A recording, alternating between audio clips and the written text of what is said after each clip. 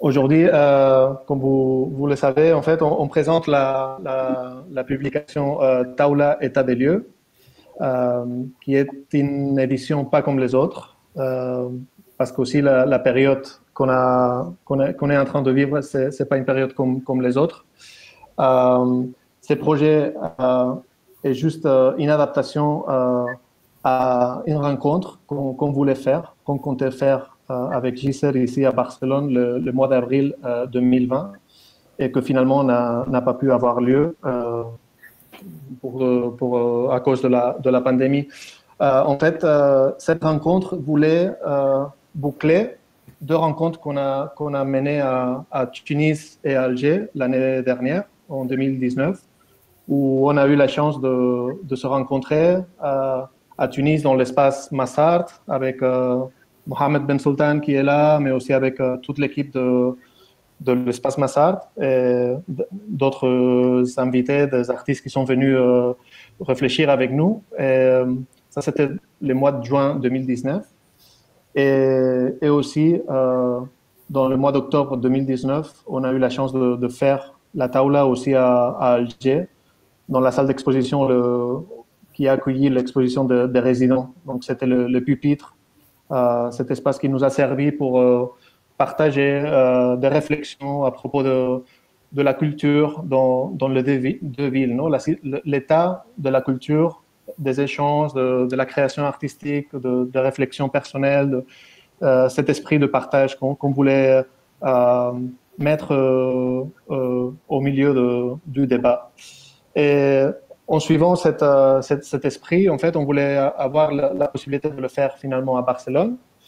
Et ça n'a pas pu se faire.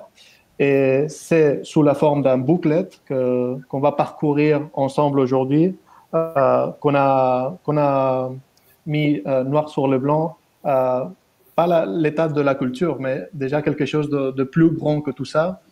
C'est l'état de la société, du monde qu'on habite, en reliant toutes les villes où nous sommes placés aujourd'hui, non? Entre Barcelone, les connexions avec Tunis, avec Alger, avec Tanger, Séville, Marseille, Berlin ou Stockholm. On retrouve des problématiques qui souvent sont liées, sont très liées, et qu'on essaye de sauter à chaque fois pour développer nos projets culturels, artistiques où nous sommes. Donc, je vous donne encore une fois la bienvenue à toutes. Et là, on commence avec la lecture de 12 états des lieux qui étaient conçus par Tony Coates et qui vraiment a été comme une guide pour tout le monde quand il devait préparer les contributions qui nous sont arrivées de partout. Donc, je te passe la parole, Tony. Prends ton temps, je te prépare ici. Donc, l'état des lieux, en fait, c'était une idée pour réfléchir sur le contexte actuel qu'on a traversé. Je crois que l'état des lieux nous donne aussi la possibilité, la base, pour développer des raisonnements, des idées, mais aussi un peu cerner les contextes où chaque ville a vécu la pandémie, mais pas que la pandémie, mais aussi les différentes problématiques qui ont jailli et qui continuent à se développer et qui nous obligent aussi à prendre tout à fait notre réponse. Donc, l'état des lieux, j'enlève mes casques. L'état des lieux révèle l'urgence du moment actuel. Ça, c'est un point. L'autre point, c'était l'état des lieux fait visible les désarrois du fait culturel. L'état des lieux met en valeur les pratiques artistiques. L'état des lieux renforce les réseaux. L'état des lieux engage une œuvre collective L'état des lieux donne accès à une pensée partagée. L'état des lieux ouvre les procès de création. L'état des lieux fait référence à des noyaux communautaires. L'état des lieux dissémine les dialogues intracommunautaires. L'état des lieux potentialise les passages à l'acte. Et l'état des lieux contextualise la diversité culturelle et sociale. Et finalement, l'état des lieux change la façon d'agir. C'était ces 12 points qui ont donné la base aussi pour commencer à travailler sur les bouclettes. Et ces bouclettes nous a permis aussi maintenant de mettre en réseau plusieurs façons de s'engager. Et on est plusieurs là ensemble, mais il y a pas mal d'autres gens qui ont participé aux bouclettes. Et peu à peu, on va déceler. Et je passe la parole maintenant à Chabi, en espérant qu'on va continuer à parler.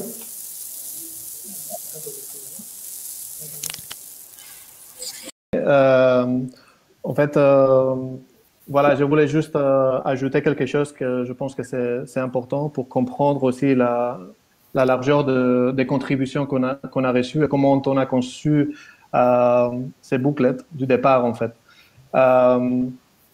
C'est un projet avec un budget limité. On doit d'ailleurs remercier en fait la collaboration des partenaires en fait qui se sont mêlés à ces projets. Donc le Goethe Institut de Barcelone, Hangar, c'est le centre de production qui est voisin à Gisors, tout à côté de chez nous, et aussi la chaire UNESCO du dialogue interculturel dans la Méditerranée qui est à Tarragone.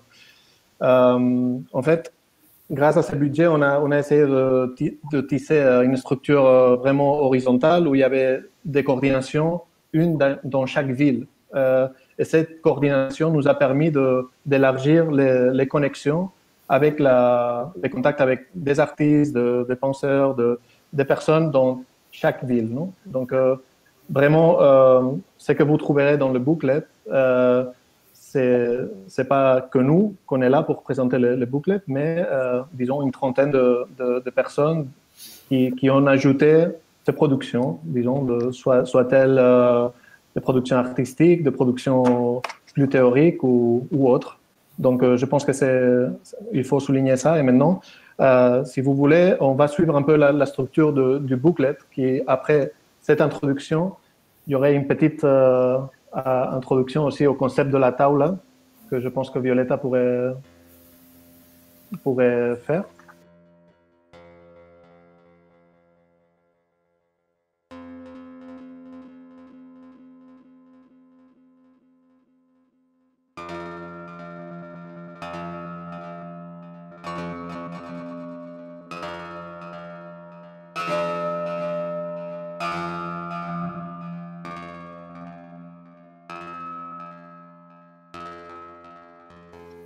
Je veux dire que pour moi, la taula, ça a été comme un voyage dans le Maroc. This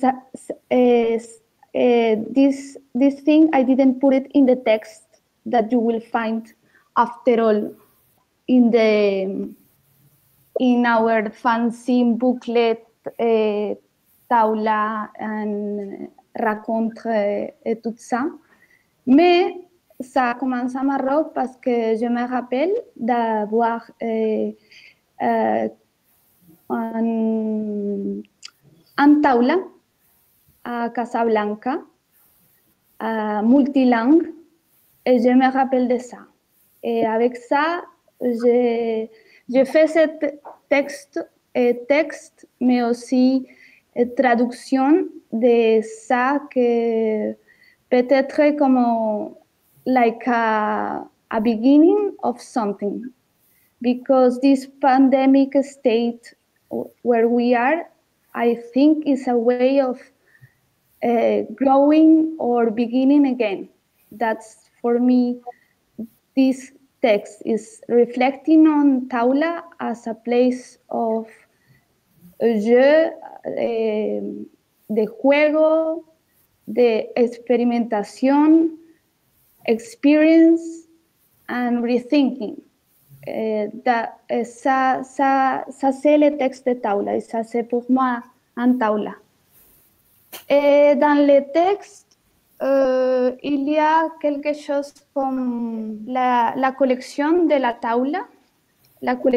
Taula, dans Alger, aussi Barcelona, and then in Tunis.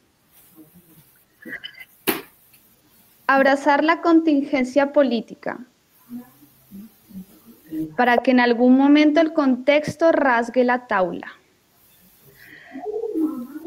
Assume le rôle de chaîne ou de traducteur. Hilarant, chamans, animateurs, artistes, artisans radio. Cerca jocs d'improvisació i distribució de la paraula. Exemple, presentat mitjans una eina. Conectar con la música. Solicitar a los participantes una lista para la mezcla. Merci pour les personnes qui sont envoyées des chansons. D'écouter et étudier les points communs entre les invités. Une carte.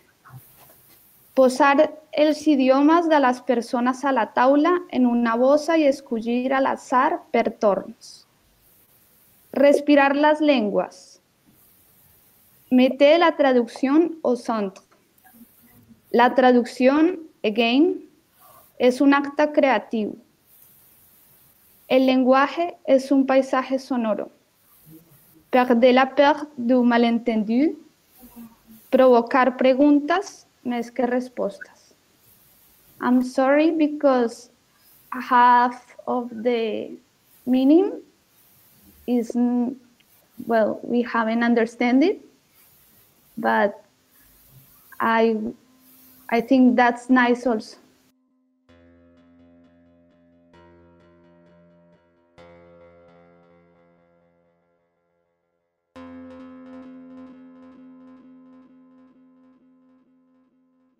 Gracias, Violeta. Maintenant, pour suivre un peu les différents blocs de contenu du booklet, je vais partager mon écran avec l'édition elle-même et je vais passer le mot à Walid Aidoud, qui a été le coordinateur d'Alger, donc qui a fait s'occuper de la sélection des contributeurs à Alger.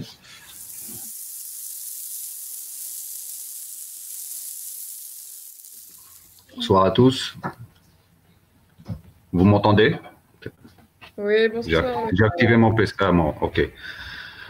Bah, tout d'abord, je tiens à remercier toute l'équipe qui a travaillé sur ce projet qui, comme disait Xavier, que c'est une déclinaison, c'est une réadaptation d'une action qu'on voulait la concrétiser à Barcelone cette année.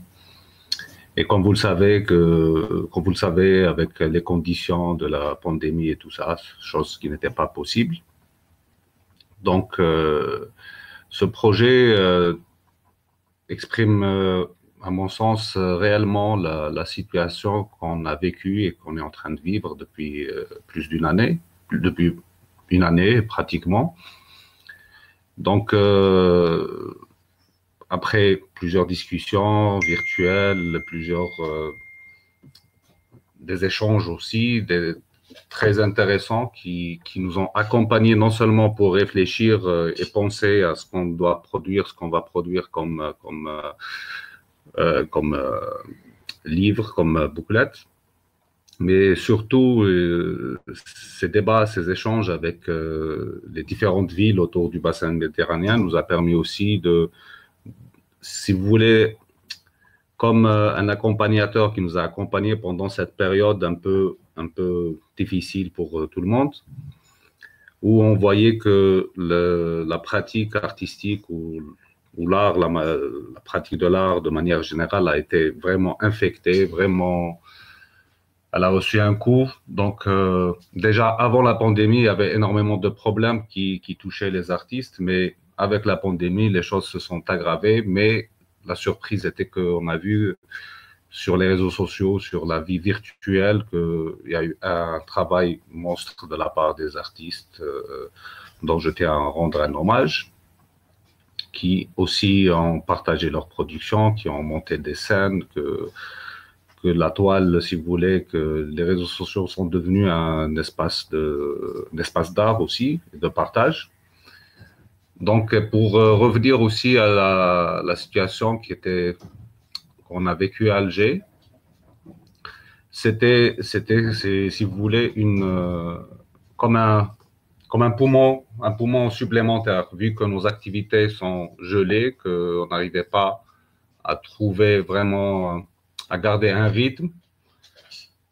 Du coup, ce projet a été pour nous vraiment comme un bol d'air qui nous a permis de rester en contact, de réfléchir, de penser à une alternative. Donc, sur la partie d'Alger que nous présentons dans la bouclette, le travail n'a pas été facile, premièrement, parce qu'on a eu à débattre énormément pour, bien sûr, montrer la réalité, parce que quand on travaille sur la réalité, c'est toujours une chose très compliquée, que chacun, il a son, comme on dit, chacun a son propre avis, sa propre vision, mais nous avons essayé au moins de regrouper, de synthétiser et donner ne serait-ce qu'un fragment de ce qui est, de notre vécu, dans notre quotidien. Du coup, donc, il y a eu la première décision, si vous voulez, concernant le contenu, a été comment donner une dimension qui se rapproche de la réalité et en même temps qui est entre le quotidien et aussi projeté, et l'espoir aussi qui est projeté après le corona, et même avant. Donc, on a joué énormément sur la notion du temps, d'où le choix de certains contributeurs, dont il y a en tout, il y a 6. Du coup, 2 illustrateurs qui ont travaillé sur différentes notions, c'est Zindine Bessaï et Abdelghani Hidouche, où chacun a son propre style, donc qui ont une certaine facilité de rebondir sur l'actualité, sur le contexte actuel, parce que souvent ils ont cette façon de voir, de prendre le recul facilement et produire quelque chose sur place, quelque chose qui concerne le contexte. Et aussi, sans oublier que les 12 points que Tony nous a présentés, c'était pour nous comme un guide, c'était une route où il y a des 12 points posés, on essaie toujours de garder l'œil pour mieux comprendre la situation. Donc, je disais qu'il y avait le travail graphique, des illustrations, une sur la carte qui parlait sur un quotidien d'un quartier populaire à Alger, ou l'autre qui parlait de la relation entre le gouvernant et le gouverné, parce que dans cette période du Covid aussi, on a vu cette relation qui était déjà tendue, elle est devenue encore plus importante, parce que c'est qui applique les restrictions dues au Covid, le port du masque, le couvre-feu. Donc, c'est toujours l'autorité, c'est cette relation donc, qui a été exprimée par Abdelghani Hidouche. Et aussi, il y a le travail des photographes, dont 2 photographes qui sont omniprésents sur la toile, sur les réseaux sociaux, qui travaillent énormément sur la vie quotidienne, où chacun son axe, sa façon de traiter le quotidien. Et aussi, une des photographes qui a été Rania Ranographie, pour montrer aussi la capacité des artistes à s'adapter et à transformer certaines crises, à dépasser certaines crises et continuer à travailler. Où elle, en général, elle travaille avec des modèles ou les photographes studio, donc elle fait poser des modèles aussi, que ce soit dans la rue ou dans son studio. Et vu que le Covid a tout bloqué, elle a elle a quand même trouvé une solution au fait, pour faire du shooting via Skype, via Zoom et tout. Et le travail aussi de Rani, de Raouf, qui était plus, il racontait plus son périple, il était bloqué au Maroc. Il nous illustre ce voyage à travers des photos, comment il a quitté le Maroc, comment il a retrouvé l'Algérie, comment il a commencé à s'adapter avec la vie imposée, voilà. Et aussi le texte de Salah Badis, qui est énormément très puissant aussi. Donc, tout ce contenu aussi qui est, si vous voulez, accompagné par le travail de Louise Dib, qui a fait une sorte un répertoire de toutes les actions qui ont été faites, les différentes initiatives, les radios les radios dont je citerai par exemple la radio Corona, qui a eu un succès quand même assez important ici à Alger, et différents espaces où on a vu aussi qu'il y a quand même une sorte d'engouement vers la pratique artistique, ce qu'on retrouve sur le travail de Louise Dib dans son travail Alger Culture Confinée. Et en tout, donc, on a parlé d'une manière générale d'une expression en arabe. Quand on dit hala, ça veut dire, c'est un peu la traduction de état des lieux, mais en derija algérienne, hala, elle a différents sens. Donc, on peut parler hala, c'est situation, hala aussi, c'est état des lieux. Hala, c'est d'une manière générale, c'est notre propre état. Donc, même pour demander des nouvelles à quelqu'un, on peut dire wesh halk, wesh le hala, c'est quoi le hala. Donc, on a joué sur ces mots aussi à travers le texte de présentation. Et je pense que c'est ça. Donc, de manière globale, le contenu de la participation d'Alger. Voilà, merci. Merci beaucoup, Walid. Thank you. Muchas gracias.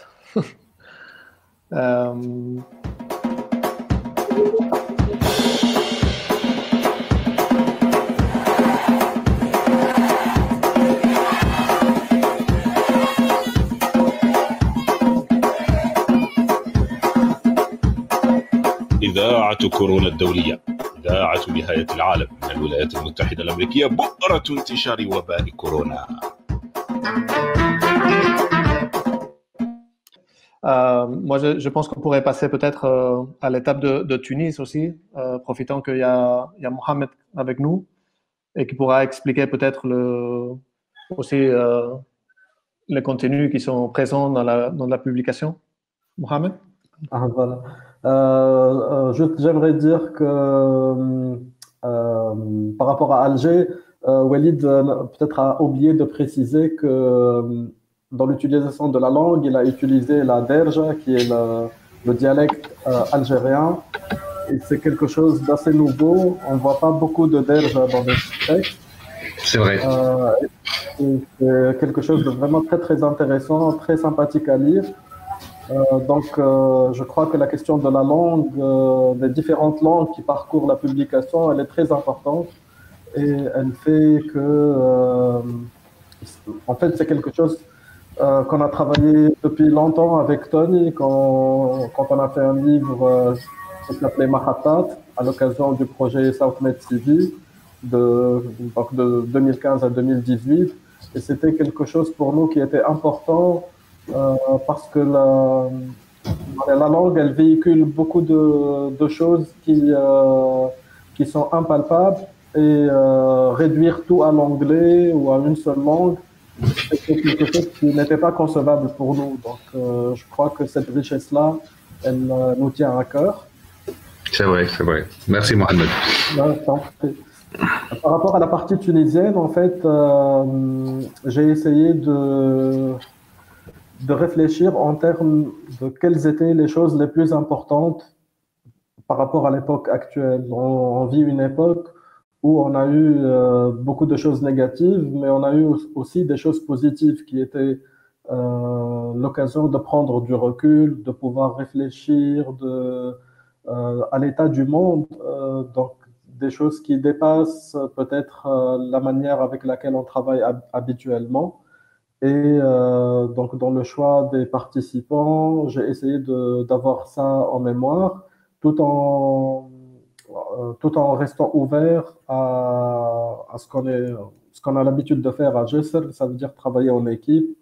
Et donc, il y a la patte de Chabi, la patte de Tony dans cette sélection.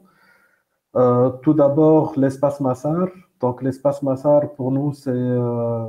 En fait, moi, je travaille juste à côté de l'espace Massar, à l'école des Beaux-Arts. Et l'espace Massar, c'était l'intersection de deux rues. Et c'était 20 mètres carrés d'un terrain vierge qui n'était pas utilisable parce que c'était l'endroit où deux routes se rencontraient. Et aujourd'hui, ce terrain qui était délaissé est un des centres culturels les plus innovants, pas seulement à Tunis, mais dans toute la région, grâce au travail qu'ils ont fait avec les communautés, grâce à l'implication et grâce à leur vision. Et donc, Massar fait partie de cette sélection et vous trouverez un texte de Hatem Boukessra qui est un des piliers de ce lieu. Comme a dit Chabi tout à l'heure, Massar, c'est aussi l'espace qui a accueilli la taoula physique qu'on avait réalisée en juin à l'occasion de la restitution des résidences des 3 artistes qui étaient à Tunis. Et je me rappelle de cette table qui est consultable sur YouTube, sur la chaîne de Jessel, où on a eu des témoignages de gens qui ont maintenant peut-être 20 ou 25 ans, mais qui étaient à Massar quand ils étaient adolescents. Et ils disaient que Massar, c'était l'espace qui les a sauvés, qui les a sortis de la rue et leur a donné une vocation qui était une vocation artistique, parce qu'il y a des photographes, des gens qui font du théâtre, du cinéma aujourd'hui grâce à cet espace. Après, on a une autre institution qui est plus jeune et réalisé un projet à Sousse vraiment très très intéressant qui s'appelle Utopie visuelle. Donc Utopie visuelle, c'est un festival d'art dans l'espace public qui a essayé de montrer Sousse, qui est une ville touristique balnéaire, d'une façon très innovante, parce que, en fait, grâce à l'art, on a connecté plusieurs lieux qui normalement ne se connectent pas. Par exemple, Sousse, il y a le Sousse industriel, qui est invisible pour les gens qui vont à Sousse, qui ne sont pas de ce lieu. Il y avait aussi la Médina de Sousse, qui est un peu délaissée, la vieille Médina de Sousse. Il y a aussi les espaces, il y a des hôtels qui sont abandonnés avec la crise que nous connaissons tous. Et donc, comment les artistes ont pu reconnecter ces espaces, c'était quelque chose d'assez magique. Et le festival existe depuis 3 ans. Et la 3e édition, c'était dans la période de la pandémie. Et ce qui était intéressant, et ce qui est intéressant aussi, c'est de voir par l'expérience la difficulté des acteurs culturels, parce que Karim Sraïr, qui dirige la galerie El Biro, qui réalise UV Sousse, m'a dit, écoute, franchement, j'ai pas le cœur à écrire le texte. Si tu veux, tu connais très bien notre institution, tu peux le faire toi-même et je verrai le texte après. Mais il m'a dit que dans la situation actuelle et avec tous les sacrifices qu'ils ont faits, parce que UV Sousse, c'est pas seulement une action artistique, c'est aussi un travail de collaboration avec la municipalité et la culture et la politique, faire bouger l'administration tunisienne et les institutions publiques tunisiennes, c'était vraiment quelque chose qui est très très difficile. Et avoir toutes les autorisations et le soutien de la mairie de Sousse pour le projet, c'était quelque chose d'assez unique. Et donc, on voulait que ça continue et, et on voit à travers le texte quelles sont les difficultés et comment des actions aussi innovantes qui font bouger presque toutes les lignes, qui sont importantes pour l'économie, pour le social, pour beaucoup d'autres facteurs.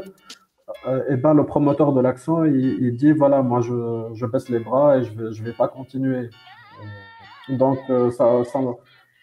c'est important, c'est assez touchant parce que quand on voit UV Sous de loin, on se dit, c'est exceptionnel ce qu'ils font et ils doivent être bien financés. On est presque sûr qu'ils réalisent ça confortablement, alors que c'est tout à fait le contraire. Ils sont sur le point de jeter l'éponge. Et donc, voilà, c'est des hauts et des bas, et je crois que maintenant, la situation est en train de revenir vers le positif. Donc voilà, c'est la deuxième institution qui nous a intéressés dans cette présentation. Après, il y a trois artistes. Donc, un artiste qui est Hamid Eddine Bouali, c'est un des doyens de la photographie, un des meilleurs critiques photographiques de la Tunisie. Il a créé un blog depuis plusieurs années, plus de 10 ans, qui s'appelle Du Photographique, et où il essaye d'analyser la production photographique tunisienne sous différents angles, et il le fait gratuitement et de façon vraiment indépendante. Hamid Eddine Bouali, c'est aussi un des membres du comité qui a réalisé pendant 9 éditions un magnifique festival de cinéma qui s'appelle les Rencontres photographiques de Ghar el-Melh, et où Chabi a été un des artistes participants en 2005, je pense de 2005-2007. Hamid Eddine Bouali, c'est aussi la cheville ouvrière d'un club photo qui s'appelle le Club Photo de Tunis depuis 2010. Et ce club-là a fait émerger toute une génération de photographes qui sont aujourd'hui de calibre international, comme Zied Bourhamdan, Emin Landolsi, Wassim Rosleini. Et donc, ce qui m'a intéressé, c'est aussi de ne pas être dans l'actualité seulement, mais d'inviter quelqu'un qui est dans la transmission, qui est une personnalité très importante de l'histoire de l'art et qui a aussi produit des choses en rapport avec la situation qu'on vit maintenant, en photographiant en fait tout ce qu'il pouvait, en créant des séries avec tout ce qu'il pouvait trouver chez lui en étant confiné donc dans les mois de mars, avril, mai. Et il a créé de très belles séries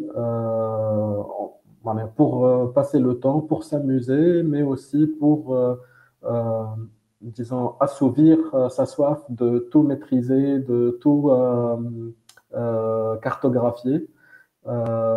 Et donc, il accompagne ce travail d'un texte aussi très intéressant. Donc, Hamid Eddine Bouali, c'est la transmission. Et puis, il y a une autre artiste qui est de la nouvelle génération, qui est Friel Zoueri Doula. Donc, Friel Zoueri fait partie des artistes qui sont en train de monter à Tunis. C'est aussi une des artistes résidentes de Gesser qui a fait sa résidence à Alger. Et elle a été retenue dernièrement à la Biennale de Dakar. Et donc, en fait, elle a réalisé un projet qui est présenté actuellement à Tunis, où elle essaie de connecter les artistes visuels avec les écrivains, donc de la Tunisie, de la diaspora tunisienne. C'est un projet qu'elle a réalisé durant le confinement. Et pour moi, c'est un projet très important parce qu'on sait très bien qu'une scène culturelle ne peut émerger ou se développer que s'il y a des connexions entre les différents arts. On ne peut pas parler d'une capitale culturelle si la poésie, la musique, les arts électroniques, etc., ne sont pas en train d'avancer ensemble. Et donc, elle crée ce lien, et en fait, elle a créé une plateforme où il y a des textes, des images d'artistes, Et chaque artiste parcourt les textes littéraires et choisit un extrait, une œuvre littéraire qu'il va accompagner par un travail qu'il va réaliser lui-même en tant que plasticien. Après, ce qui m'a intéressé, ce qui m'a semblé très important dans la période qu'on est en train de vivre et comme état des lieux, c'est quelque chose de très intérieur. Quand on est confiné, on regarde vers l'intérieur plus que vers l'extérieur. Et une des artistes qui fait ça très bien est Soufia Ben Saïd. Donc Soufia Ben Saïd, c'est une artiste vraiment atypique. Elle vit entre le Canada et la Tunisie. Et le travail qu'elle propose, c'est un travail où elle réalise des performances et elle essaye d'ouvrir des espaces de dialogue sincères et profonds avec le spectateur. Donc, Sophie Ben Saïd a réalisé cette performance à Tunis. Et donc, j'ai pensé que c'était très, très important qu'elle fasse partie de cette sélection pour montrer l'importance qu'on a à se reconnecter avec nous-mêmes, à fuir le rythme effréné de la vie où on ne sait pas où on va, où on est stressé, alors que avec du recul, on peut relativiser et se concentrer sur les choses qui nous semblent vraiment importantes. Donc voilà, j'ai essayé de faire quelque chose d'assez équilibré en travaillant en équipe avec mes amis Tony et Chabi. Et je dois dire qu'il y a beaucoup d'autres artistes qui sont très intéressants, d'autres initiatives, mais il n'y avait pas d'espace pour tout mettre. Et la dernière chose, c'est que j'accompagne cette partie avec un texte qui est issu d'une interview que j'ai faite avec un centre culturel où j'essaye de réfléchir sur les problématiques qui me semblent les plus intéressantes. Donc, c'est tout ce que j'ai à dire par rapport à la contribution tunisienne. Voilà, merci Chabi. Merci Mora. Écoute, je passe la parole à Amina Mourid. Amina, salut. Mais elle n'est pas, tu n'es pas à Tanger, toi, non? Non. Non. Tu es où là? Tu es où? Je suis sur le continent, mais sud-américain. Je suis en Guyane, pour le coup. Voilà. Donc, encore des choses qui ont changé. Voilà. Ça bascule. C'est la Taola, du coup. Hein. On extend la Taola jusqu'en Guyane.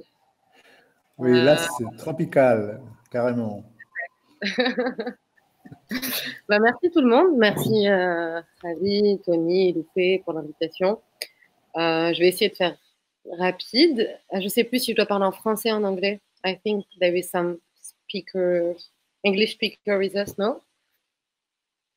Anyway, je le fais en français, puis si j'ai besoin de préciser des choses pour l'anglais, il n'y a pas de souci. Tu peux mélanger français et anglais si tu veux. Anglais, arabe. Vas-y. Courage, Amina. Donc, je ne sais pas si tout le monde connaît Think Tanger, mais Think Tanger, du coup, c'est une plateforme culturelle qui explore les enjeux de la mutation de la ville de Tanger, la mutation urbaine. So, Think Tanger, it's a cultural platform dedicated to the exploration of urban challenges arising in the city of Tanger. Et du coup, bien évidemment, pour nous, la ville, c'est notre terrain de jeu de prédilection, c'est notre sujet, c'est un peu la raison d'être de Think Tanger. Et toute notre pratique, elle tourne autour, disons, de 3 axes qui sont l'art, les idées, art et action. Et on mêle et on compile tout ça. L'idée, c'est de se dire, en tant que citoyen, opérateur culturel, artiste engagé dans notre société, comprendre ce qui se passe et proposer peut-être des pistes pour un futur meilleur. La vision qu'on a pour la ville de demain, elle doit reposer sur ces 3 axes qui sont les arts, les idées et la culture. Et donc, quand Tony et Ravi nous ont contactés, en tout cas, état des lieux, ça nous a tout de suite parlé. En tout cas, et le texte de Tony, effectivement, je crois que ça a déjà été dit, mais a été un très beau chemin de fer, du coup, pour la réflexion et a posé des très beaux jalons pour nous aider à aborder ces questions de manière poétique et politique, au final. Et puis, quand on a décidé de se mettre un peu les mains dans le cambouis, c'était pendant l'été 2020, donc on venait de passer 3 mois de confinement comme tout le monde, et je ne reviendrai pas dessus. Mais ce qui a été le plus difficile pour nous cet été, c'est que la période de confinement, comme partout, je pense, dans le monde, a été accompagnée aussi de très fortes restrictions des libertés individuelles, mais encore plus envers la société civile au Maroc. Et donc, je pense que vous n'êtes pas sans savoir qu'il y a des journalistes qui se font arrêter pour leurs idées politiques, et de manière tout à fait délibérée au Maroc, notamment au Maradi. Et pendant cet été, il y a eu de nombreuses pressions sur des mouvements d'artistes, des collectifs d'artistes engagés. Il y a eu, voilà, on sentait qu'il y avait un climat complètement délétère. Au Maroc, on pouvait se faire arrêter si on n'avait pas le masque dans l'espace public, si on avait oublié son masque et passé 24 heures en commissariat. Et donc, tout ça nous a donné envie, en fait, au final, là, de faire un pas de côté, disons, sur notre pratique quotidienne d'opérateur culturel, de curateur, qui est aussi avec la vocation d'être une plateforme de diffusion de la communauté artistique de Tanger. Et je crois qu'on a essayé de saisir cette occasion, Hicham et moi-même, pour poser un statement, finalement. Un statement qu'on a voulu satirique, vraiment. L'idée, c'est pas de faire un plaidoyer politique, mais plutôt d'alerter sur notre situation. Je pense que la situation qui est aussi commune à toutes nos villes, en tout cas les villes citées, de faire de manière satirique, de faire d'un point de vue de détournement et surtout de se rendre compte de l'absurdité de l'époque dans laquelle on vit. Je pense que dans les plus belles science-fiction, on n'avait pas imaginé un jour que pour sortir de chez nous, il nous faudrait un papier, par exemple. Donc voilà, ça c'était un peu l'état d'esprit dans lequel on a produit ce manifeste. Donc on l'a appelé guide de survie, guide de stratégie de survie en milieu urbain hostile. Parce que c'est aussi ce dont on se rend compte aujourd'hui, c'est que le milieu urbain est devenu un milieu hostile pour les citoyens, pour les marcheurs, pour les flâneurs. Et pour nous, c'était important, voilà, de le mettre en avant. Est-ce que je peux partager mon écran ?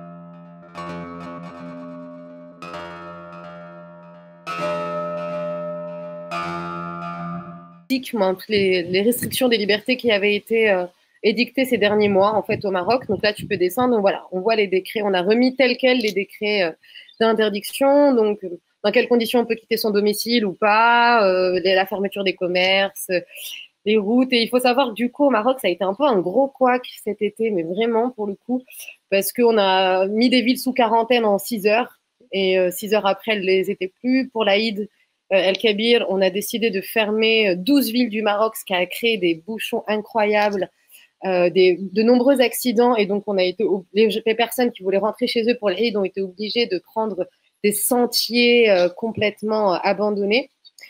Et donc, voilà, ce qu'on a essayé de faire un peu dans ce guide, c'était de montrer toutes les stratégies qu'on avait tous développées pour survivre en milieu hostile. Il faut dire aussi que ce guide, il s'inscrit clairement dans la tradition des situationnistes. C'est des activités qu'on fait déjà nous en tant que Think Tanger. On développe pas mal de dérives urbaines et d'ateliers de psychogéographie. Donc pour reprendre rapidement, c'est ce que développe Guy Debord notamment dans les années 60 en mode pour critiquer la rationalisation de nos villes et de nos corps au final qui sont amenés de sortir de chez eux pour aller au travail en passant par le centre commercial. Voilà, nos villes sont pensées de manière extrêmement rationnelle et productiviste. Et donc au sein de Think Tanger, on développe des ateliers de psychogéographie pour inciter finalement les citoyens à ressentir leur ville différemment, à laisser leur sens s'exprimer, à appréhender la ville à travers d'autres critères que celles qu'on a quotidiennement. Et donc, finalement, on cite aussi un petit peu ce tract qui est issu aussi du mouvement situationniste, qui est de créer des petites situations sans avenir, parce qu'on estime que les situations que le confinement crée sont des situations sans avenir. Et donc là, on vous fait un petit guide de 8 stratégies pour survivre, en notamment pour aller faire les courses, par exemple. Je pense que tout le monde l'a fait pendant le confinement, mais vu qu'on était limité, on s'est rendu compte qu'en fait, pour aller acheter le pain, et puis les boulangeries, c'est pas ce qui manquait à Tangier, Dieu merci, mais on explorait les chemins les plus longs qui existaient. Voilà, donc l'idée, c'était de montrer cet itinéraire de résistance, qu'on a appelé l'itinéraire de résistance au sein de la ville et qui nous permettait d'être plus longtemps dehors. Et donc là aussi, en fait, on se rend compte à quel point, en fait, des choses qu'on a quotidiennement nous sont retirées pendant cette période de confinement. Cette deuxième graphique, c'est aussi pour nous montrer qu'en fait, quand on voyait la police dehors, bon, finalement, il fallait absolument accélérer parce qu'on n'avait pas le droit de se balader, donc flâner. Et donc, on marchait tranquillement le plus longtemps possible pour rester un maximum dehors. Et puis, dès qu'on voyait la police, il fallait accélérer le pas et repartir plus tranquillement.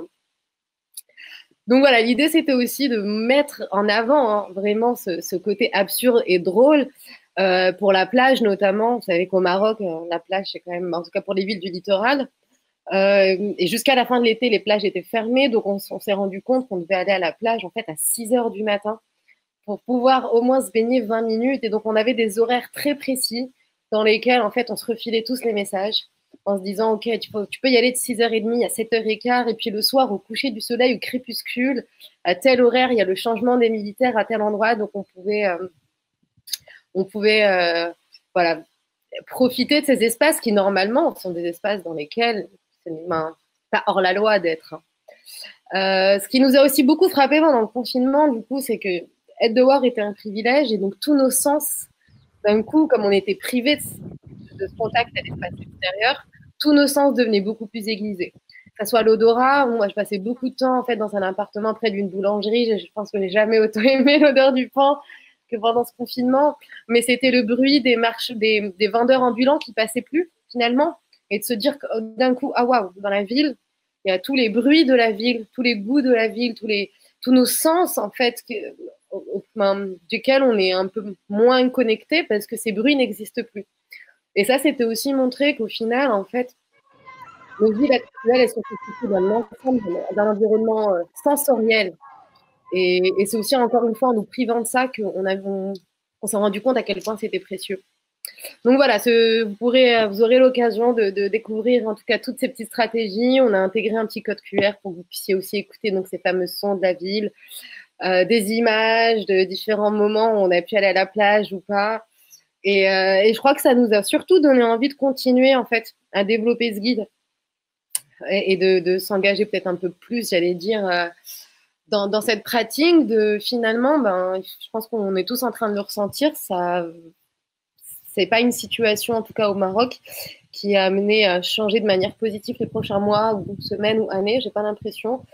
Et on se dit, voilà, je pense que garder la tête hors de l'eau, c'est aussi avoir conscience des restrictions auxquelles on fait face, d'y réagir de manière comique, satirique, de les détourner, mais surtout de développer des stratégies de résistance et de résilience, comme on l'a toujours fait dans le secteur culturel. Merci. Merci, merci Amina, vraiment. Merci. Hein? Oui, si, oui. Merci, Amina. Aquí está. Mira. Aquí está. Violeta está con nosotros.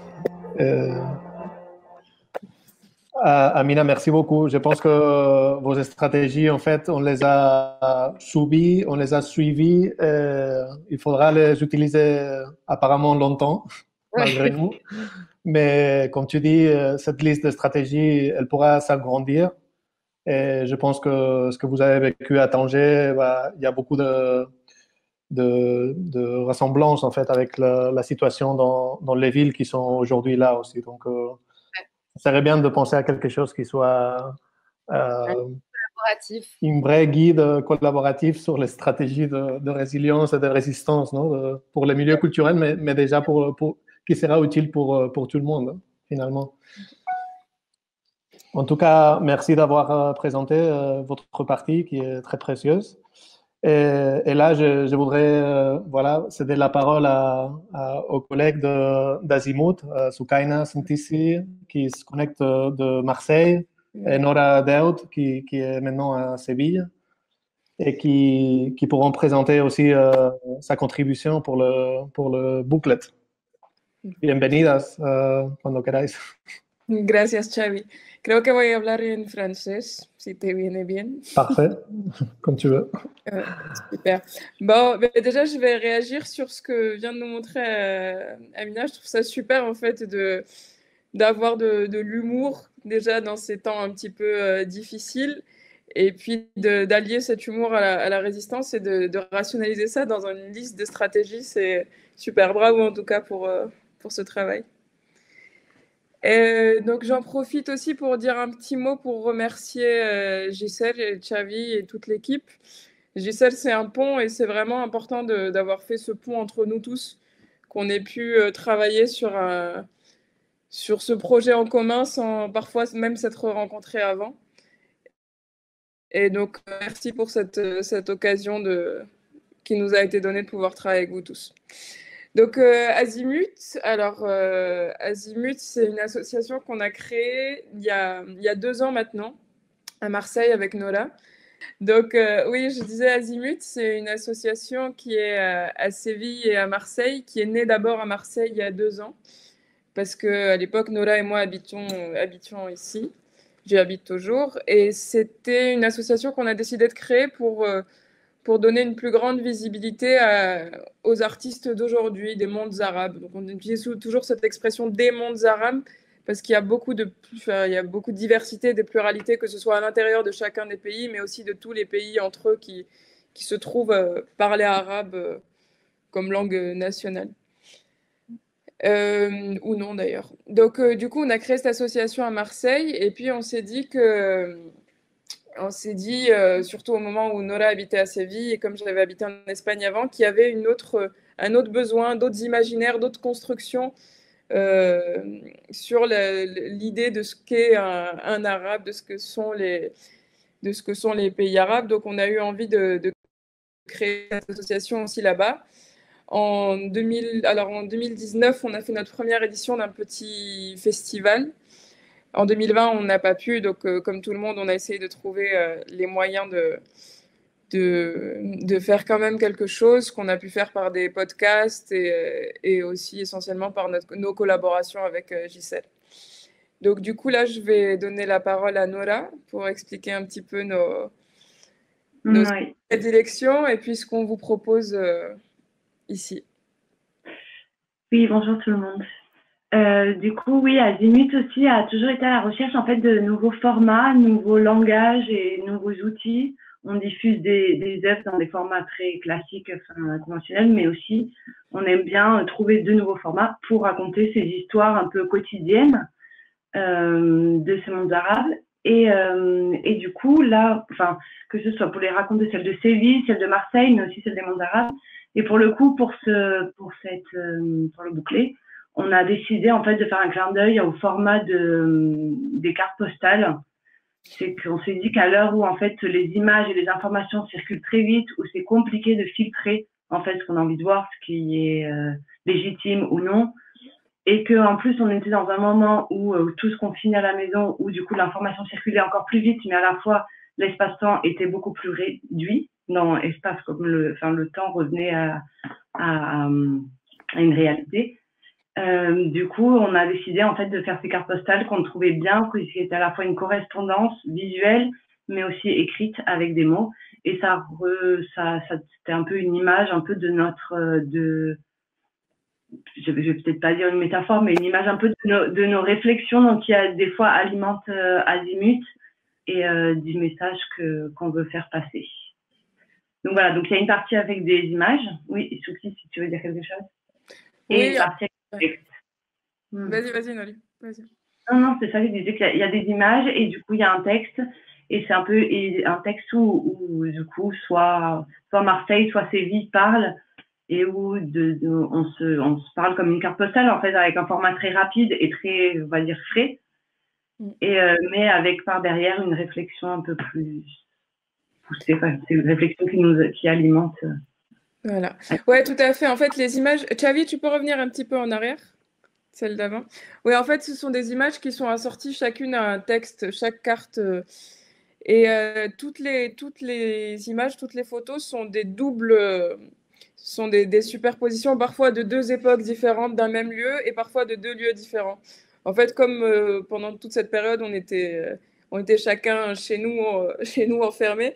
Donc, il y a dans la page suivante, Xavi, il y a même une photo où on a Marseille et Séville qui sont réunis sur ici en bas, on a Marseille et Séville sur une même image, mais en fait, c'est les deux lieux qui cohabitent en idée, en pensée. Et par contre, en haut, on va avoir une photo du port de Marseille à deux époques complètement différentes d'arrivée de migrants, une des années 30 et une ancienne aussi, mais quand même plus récente. Et en fait, c'était cette idée aussi d'avoir le temps, et c'est dommage qu'on n'ait pas les textes. Et c'était les questions qui nous traversaient. Il y avait chaque image est liée quelque part à un questionnement et aux choses qu'on a pu découvrir, donc pour alimenter notre envie de montrer des choses, de montrer des artistes, de montrer leur combat, et de l'autre côté, des choses qui nous questionnaient juste en tant qu'humain, en fait, en tant que personne, avec des initiatives de la société civile qui s'organisaient, parce que très souvent, les États, quels qu'ils soient, étaient complètement débordés. Et bon, dans des villes comme Marseille, c'est très facilement le chaos. Et donc, ça a abordé toutes ces questions qui surgissaient, en fait, dans tout cet espace-temps qui s'est créé avec nos confinements respectifs. Voilà. Merci beaucoup, Soukaina, Nora. En fait, vous avez raison, les cartes postales sont montrées maintenant avec l'image, mais juste derrière, il y aura les écritures que vous avez développées. Jusqu'à maintenant, avec le format PDF sur l'écran, c'est pas évident. Bien sûr. Mais Super, merci. Merci à vous, muchas gracias. And now it's the turn for Abir Bukhari, who is now connected in Stockholm. And we invite Abir to present All Art Now. It's a project that she started with her family, because it's an artist family, and they started such an interesting project in Damascus in 2012. And I think, Abir, if you want to share your contribution for the booklet, it will be really nice. Thank you very much for this, Abir. And the space, thank you, Xavi, for inviting me. And I'm sorry because I'm speaking English. I keep saying that I have to practice French, but Don't worry at all. You know how Taulas works. You were with us in a Taula with the artist in residency, and you understand that the Taulas are every time in different languages. We accept this mix of different languages in the same place. And actually, the booklet that you will receive once is printed, you will discover that every contribution kept the original language. So you will find text in Catalan, Spanish, French, Arabic, Darija, Algerian, Dutch, German, sorry, and English. So what we decided to do to make it easy is just to keep them in the original language, and at the end of the booklet add a general translation to English.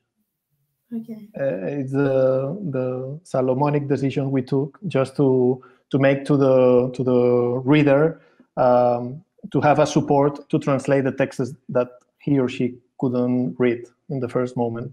But it's this spirit of Taulas that some of you know, that participate in more than one, that we wanted to keep. Yeah, sorry, I took too much time. Sorry, I will screen your text and your images right now. Okay. Yeah, thank you very much. So, like some of you already know, like the story about All Art Now. So I'm so sorry to keep you like hearing the same story every time. So the space started in 2005 together with my sister. She's an artist. I'm not an artist. I'm working as a curator. It started in 2005 in Damascus.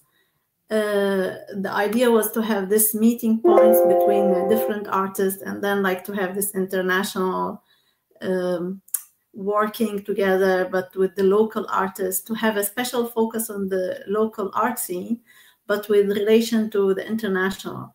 And then we start a residency space and then another space. And it was like 3 spaces, a whole have this connection with each other. But then in 2012, when the war starts, we stop the space, let's say, or like the space is not active in Damascus. And then I start kind of All Art Now on Move, where the space has been hosted in different places. In different places in different countries. In 2015, let's say I am based in Stockholm since 2015. Until 2019, I was also like kind of working with different institute, different art space, working as independent curators, but always with the name of All Art Now in a way. And then in 2019, now I have a small space here in Stockholm. The space in Damascus is still not active. I collaborated with different, like I was using the network of All Art Now to collaborate. I have some collaboration with Xavi. I was so happy to work also with Walid. So it's always, I mean, like the space doesn't really mean something. It's more like the network, how you can keep working in a way with like different organization, people to collaborate with, like to develop something. And then when Xavi, he invited me to do this, to participate in the booklet, I was thinking that all of us now, we are living in a kind of special moment where as a cultural worker, you always have to think, I mean, we are facing the pandemic, but maybe this will stay for a long time. And then as a cultural workers, how we can continue our work, what kind of like things we will face. Do we have to cancel everything? I mean, like during the war, I kind of like faced the same situation. Do we have to cancel everything or we have to adapt ourselves?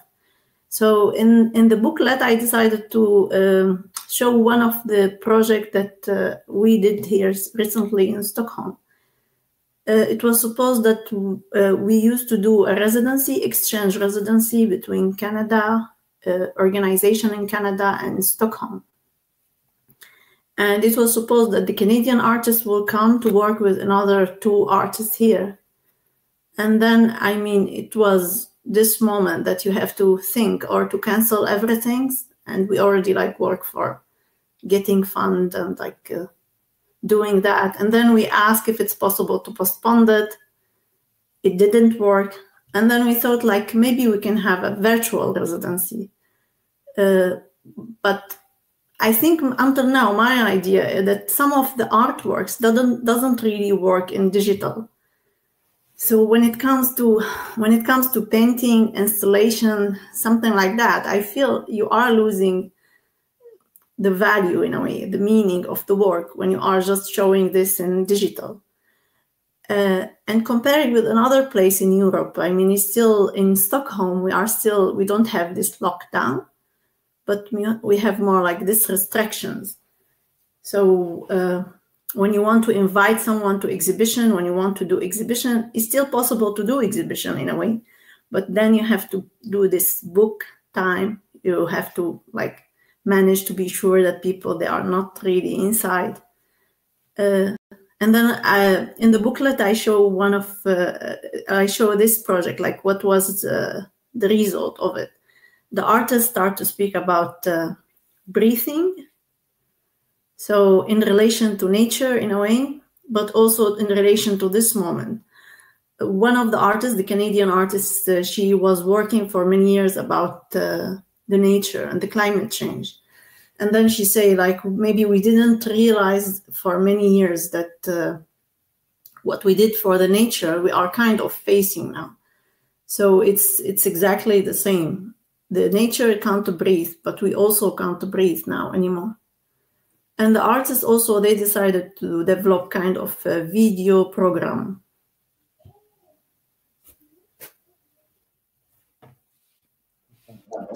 Thank you, Abir. Yeah. I was trying to follow your speech with the images. we did a selection of them. Trying not to cross the 5 minutes in a way. So Don't worry. Speak fast. Don't worry at all.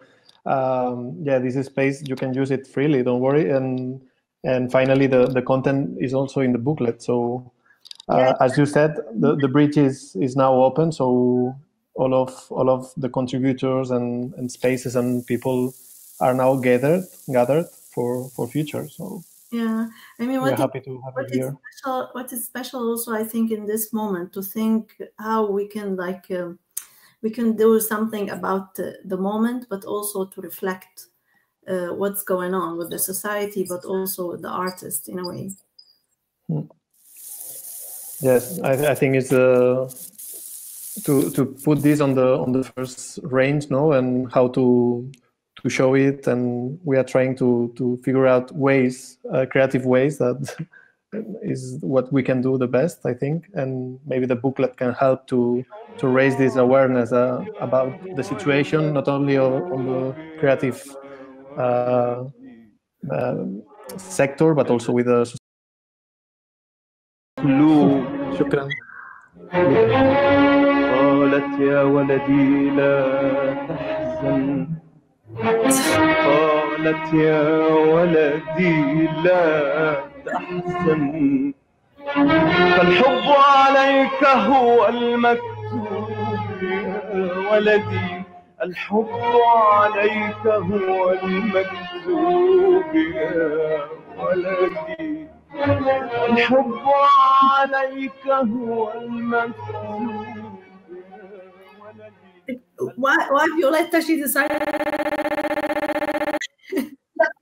Tony has to explain why he chose this music. Okay, this is a video by a good friend of us that passed away last year, 2019, November. His name is Tony Serra Abu Ali. And this music is part of a video he made for his son. And this video is from 2010, and you can find the video on Abu Ali Tony Serra homepage, Vimeo. And therefore I thought, okay, he passed away 21st November 2019, year now. Why not to bring him back with this music that he also liked? He was so special and unique. Yeah, I actually like. He was supposed. I have one night for him in Damascus. So I show his work. It was supposed to come in 2011, exactly when everything's happened, when the war starts. So last year, when I saw in the Facebook that he passed away, I was kind of like shocked. Yeah. But this is also this song. It comes from so famous Arabic. I know. Yeah. But he on the video, it is a recording of the song, but also of the moment of the concert. Okay. Yeah.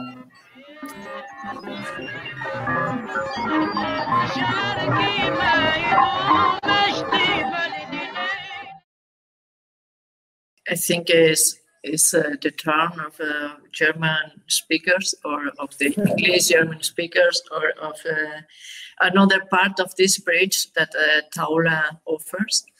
And we invited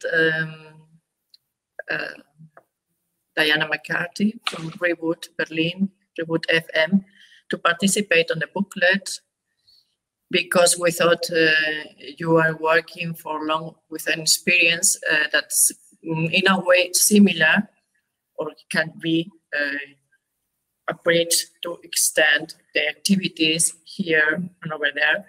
And please, Diana, I would like to, you can introduce your part on the booklet. Okay. Hello. So, yeah. Pardonnez-moi, je ne parle pas français. So, j'ai entendu plus que je ne parlais pas. So, sorry, I will speak in English. I will not do more than let you look at this text. I have no images prepared for you. I think when I'm listening to this conversation, one thing is that when Violetta spoke earlier about this, or the Taula offering a space for a lot of communication and a lot of languages, but not offering always the possibility to understand everything. And so it's not always possible to translate for different reasons. And that's why I say opacity is beautiful. So I understood most of the presentations, but not in great detail. So if I follow that, I think I would try to stay short and say that I think what's interesting is that Reboot has been very busy since Corona, as our partners are with the Radio Network Berlin. So Kashmir Radio, We Are Born Free, Empowerment Radio, Savizar, and Reboot, because so many exhibitions, artists, activists need another space to be busy. And we offered that with the radio. So not only Zoom, but that we offer a space to reach their public. And this is something that Reboot went off of. I mean, Reboot evolved really from Pitt Schutz and I's practice of 90s internet culture. And it was always imagined as a space that could occupy like some parts of the city and allow for these crossovers without forcing them, and always in communication with all of these other places. So I like this project very much. So thank you for including Reboot here, because it's, for me, it's really how does one city resonate to itself, but how does it sound with others? And I can say one thing I'm really proud of this year that we managed was the Latitude on Air Festival with the Goethe Institute. And because it was meant to accompany the Latitude Festival, which was planned as this big event that was on, which was meant to happen in real space with people showing up, an exhibition like before Corona, And that was really, I think, magnificent because we planned it as the radio, so that it worked very well. And it was a kind of huge achievement, I think, for such a small team in such a short amount of time. And now we continue it. So now with the partners, we are continuing a program called Latitude on Air. But I just sent a link to something else, because even better was that some activists asked us if they could do a street opera on the radio. And they are coming out of the anti-gentrification movement here, which is the housing crisis in Berlin is very important for everybody. And it's weird because the Corona thing amplifies all the problems that were there before. So you can imagine if you have an unpleasant small apartment in the first place, that costs too much money for your terrible income in Berlin. Lupe looks, no, that to work from home is really incredibly unpleasant now. So this, like the housing crisis, along with many other like essential workers, the people that had to do all of the day-to-day things in the worst of times, and again now, this comes out. And of course, that affects all of the 130 artists that are making shows with Reboot. And so what I was really proud of is somebody from the past asked for a 1.5-hour show for a street opera. And I didn't have to do anything except play the stream. So I was sitting at home in my home office here in this chair, completely exhausted from the Latitude on Air. And so I sent this, you can play the link, because they did a live broadcast in the street with an opera and a demonstration. And I think it connects to what Amina was talking about a little bit, is how you gather the resistance and create something, and this kind of gathering of forces. And I'm sorry I don't have all the names, but it's also this, for me, this way that the social fabric can occupy the airwaves, but it really also means to occupy the city, but to occupy, the radio can be used to occupy the imaginations of the people. And maybe this is, I would say, what I love about what radio is able to do in this difficult moment is give a space where, let's say, you can propaganda, you can spread important information, but more than anything, you can share this ideas, these better ideas, and this like, I don't mean just positive thinking, but to imagine how things could be better and different. And that's what I think the power of the radio is. And I love to be, like, I love that we are sharing this through this booklet. I'm very much looking forward. And that's what I would like to share with you. And I'm thankful for all your contributions. Thank you. Merci. Thank you. Thank you very much. Dankeschön. Diana, for your participation today. I know it can be like difficult to follow when the language is not yours, but we are also happy to be uncomfortable sometimes, no, and to be forced to be adapted.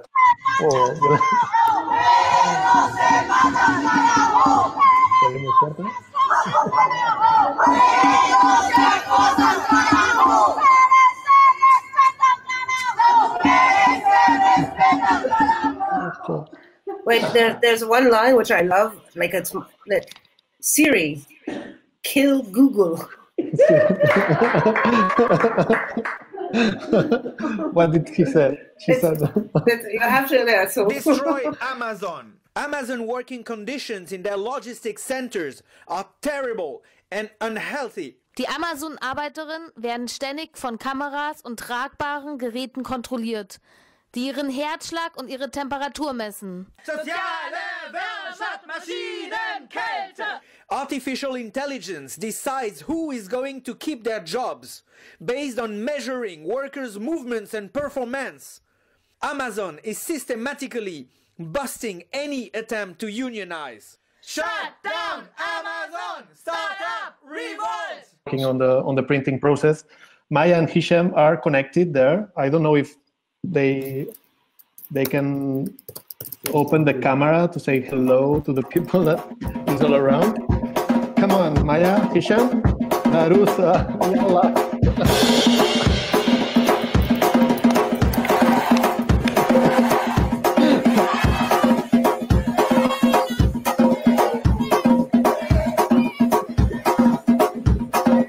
إذاعة كورونا الدولية، إذاعة نهاية العالم من الولايات المتحدة الأمريكية، مؤخرة انتشار وباء.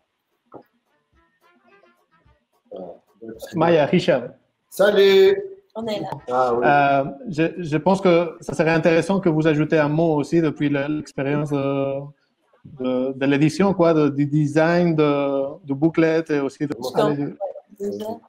Alors, non, vas-y toi. Moi, je vais juste commencer par vous dire bravo déjà pour le travail que vous avez accompli, pour les propositions.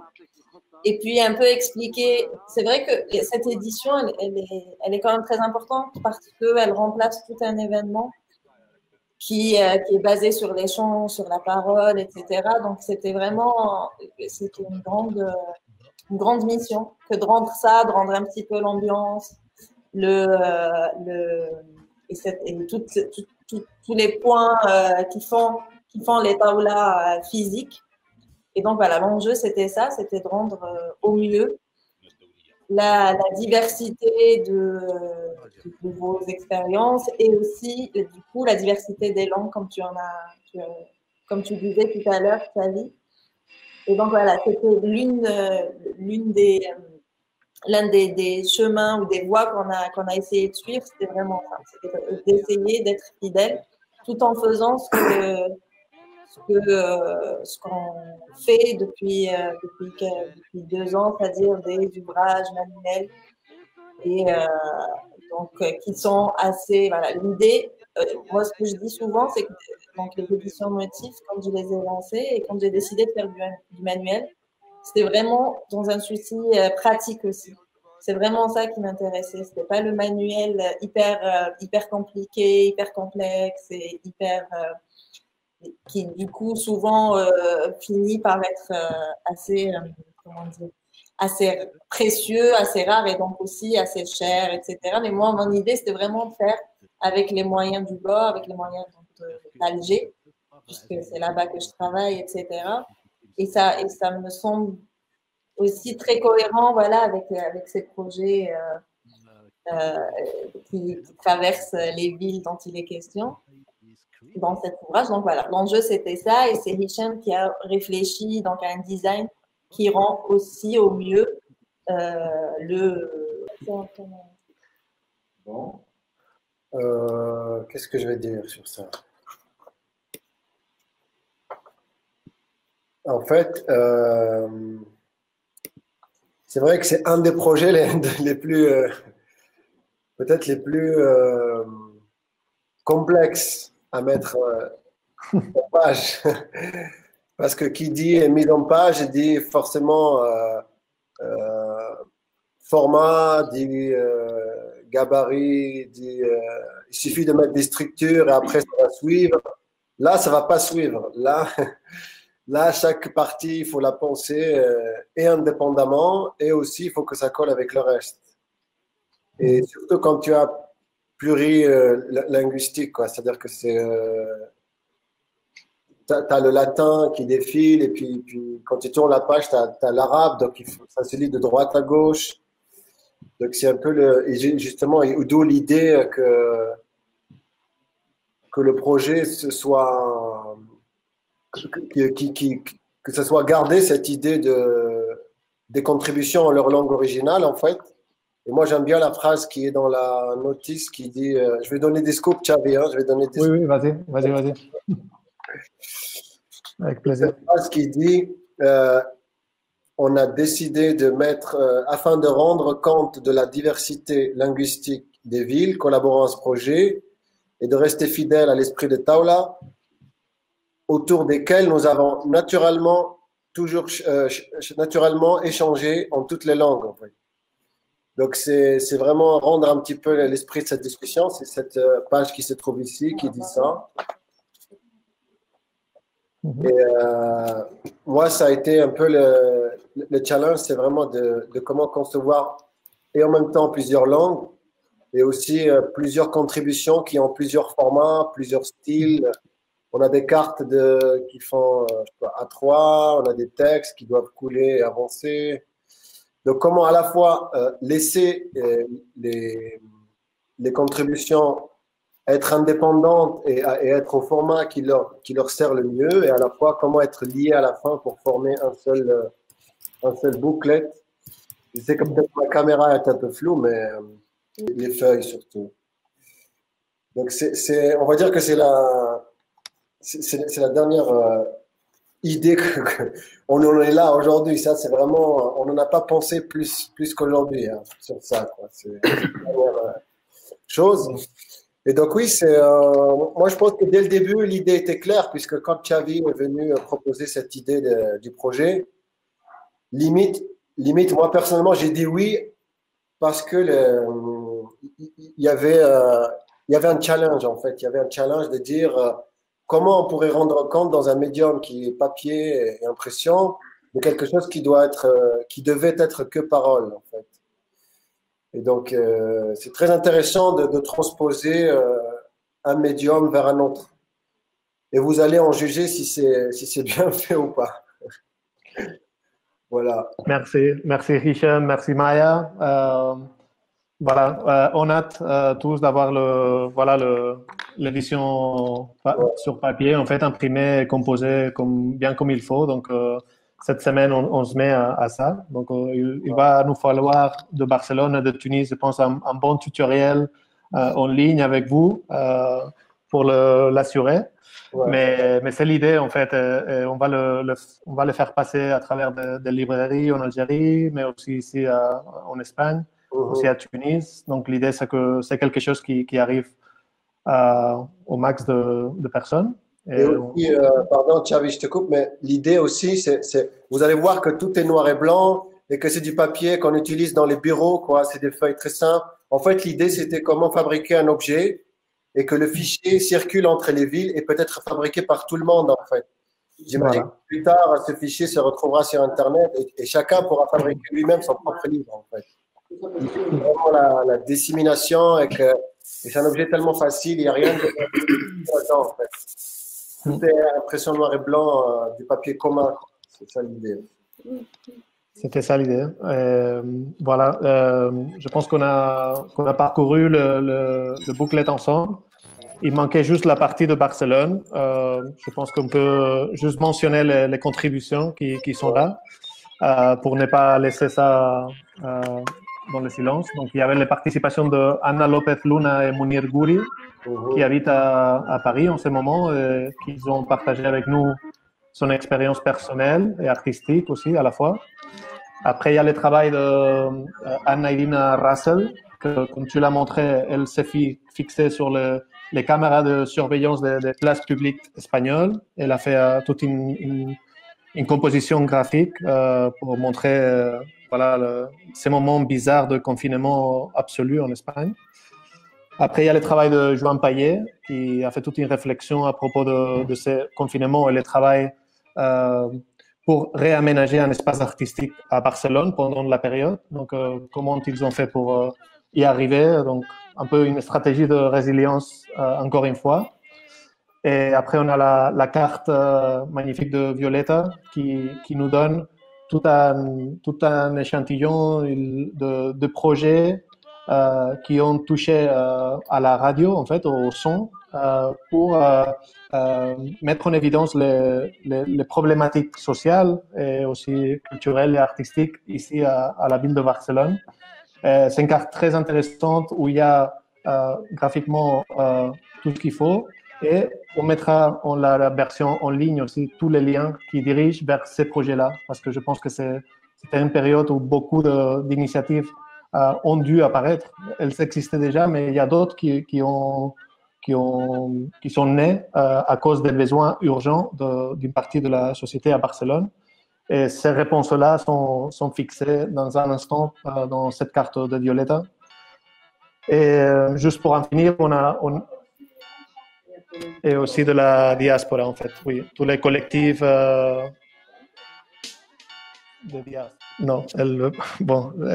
Et finalement, le projet de Théo Basket, en fait, c'est un projet qu'on a réalisé pendant après confinement, dans les mois de juillet jusqu'à septembre, qui, à travers la photo, il a conçu un mural pour l'espace qu'on a de Gisèle à Barcelone, qui a réfléchi à propos de la migration à travers l'expérience personnelle de Mourad, qui habite à Barcelone. C'est un jeune de 21 ans qui a croisé sous un bus et qui habite à Barcelone actuellement. Donc, et aussi, on a eu la chance d'avoir Nora et Sukaina avec nous, ce qui est resté comme un mirage, non? Après cet été où on a pu faire certaines choses, revenir en arrière pour cet hiver-là, ça va être dur, doublement dur. Et en tout cas, je voudrais juste vous remercier toutes et tous, en fait, pour votre participation, en mon nom, mais au nom de Gista. Et j'espère qu'on continuera à développer des choses ensemble. Merci. Shukran. Dankeschön.